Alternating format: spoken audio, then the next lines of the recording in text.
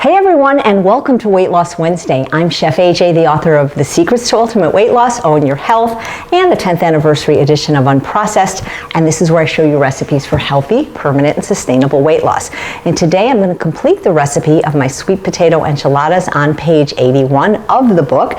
They actually are called sweet potatoes and blue corn enchiladas because I used to use the blue corn tortillas, which are just corn and lime that I used to get at Trader Joe's when I lived in Sherman Oaks and lived next door to Trader Joe's. Haven't been able to find those here, but I have a new find that I love.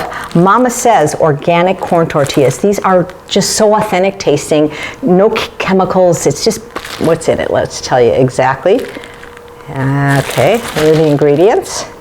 Yeah, corn, water, and lime, and they just have a really hearty taste. But again, use any corn tortilla you want. Most natural food stores like Whole Foods or Sprouts or Trader Joe's will have a brand that's either corn or corn and lime, which you can use. I order these and I keep them in the freezer, and I also use them to make chips or tostadas. Very easy to make, 5 minutes in the air fryer.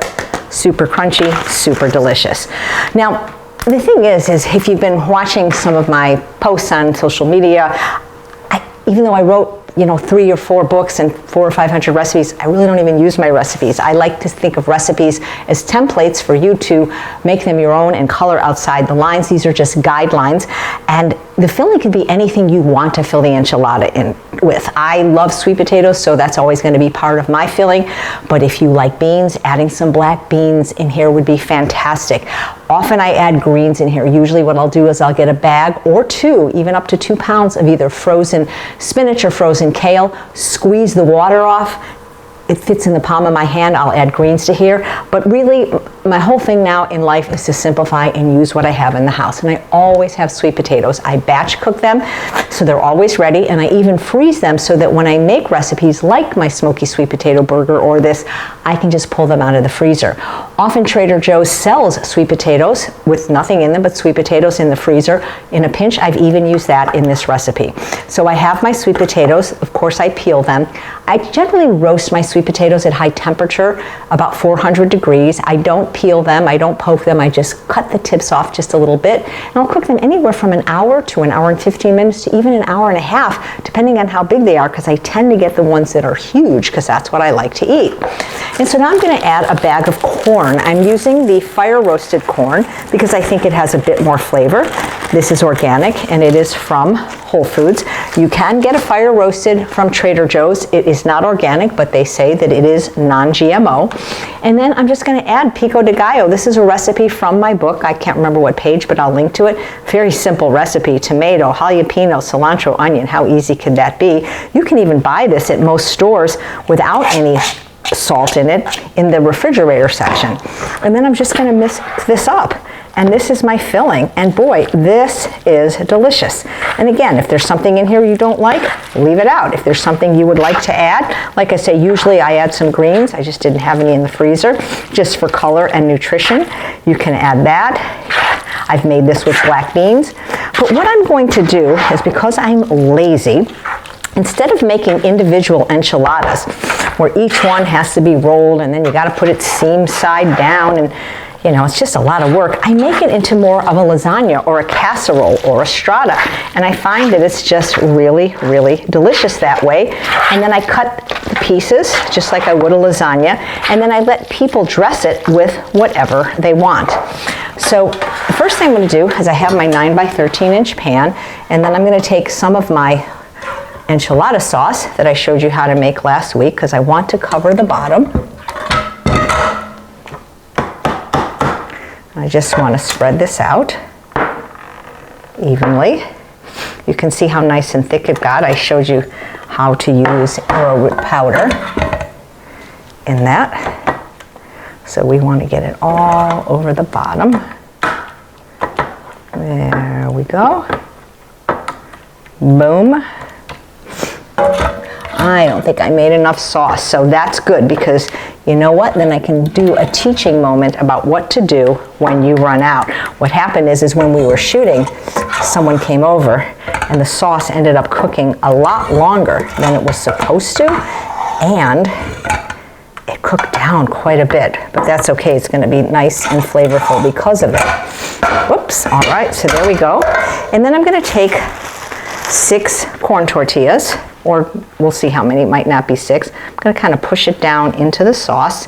And what's cool about corn tortillas, unlike lasagna noodles, they're very easy to break, so you can fill in any holes, making this any size you want, which is kind of cool. And it's okay if it gets layered a little bit. I just look for any opening of sauce and I put the tortilla on it.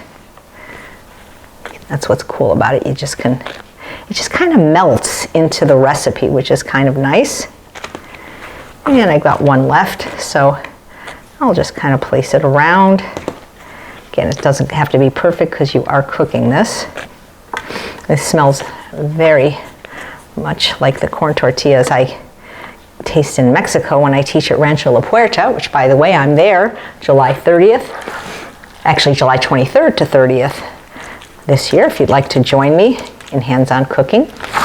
And so I'm going to now put the filling on top of the corn tortillas, which is on top of the sauce. I'm going to use all of it.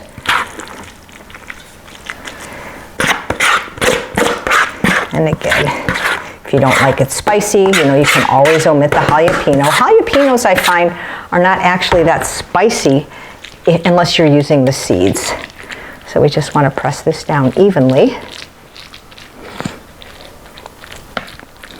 And again, when I get the next bag of tortillas out, I'll show you what to do if you want to do individual enchiladas, which I don't know. I think they're a lot of work, and I think it's fun that everybody has their own little square. All right, so there we have it. Just evenly press it. I love this pan. I think it's a Copper Chef because nothing sticks. It's very easy to clean. And then I'm going to take another bag of tortillas on top. If you are making these individually, you take whatever filling you have. You want something wet in your filling, whether it's a rice or a sweet potato or a potato, even if or a mashed bean. Otherwise, it'll fall out. And you put like a stripe in the middle, and then you roll it up like this, and then you put it like this in the pan. But again, too much work for me. So now another layer. Put this one over here. We'll get all 4 corners this time. We'll just do it like that. And I'm going to show you what to do. One of the mottos of the culinary school I went to is it's not what you can make, it's what you can fix.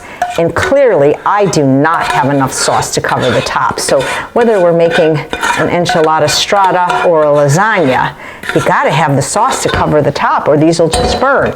So guess what I'm going to do? While I go to the refrigerator, talk amongst yourself and think. So here is what I'm going to do. My husband has some pre-made salsa. It probably has a little bit of salt, but that's okay. It smells good.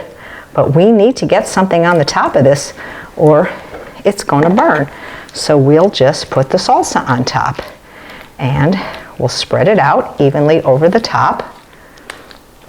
Oh, it'd be great if I had just a little bit more, but I don't. So I'll spread it out. I mean, basically the enchilada sauce is the same ingredients as salsa, just a little bit thicker, and it was cooked rather than salsa, which is raw. But this is going to work, and this is what we do in a pinch.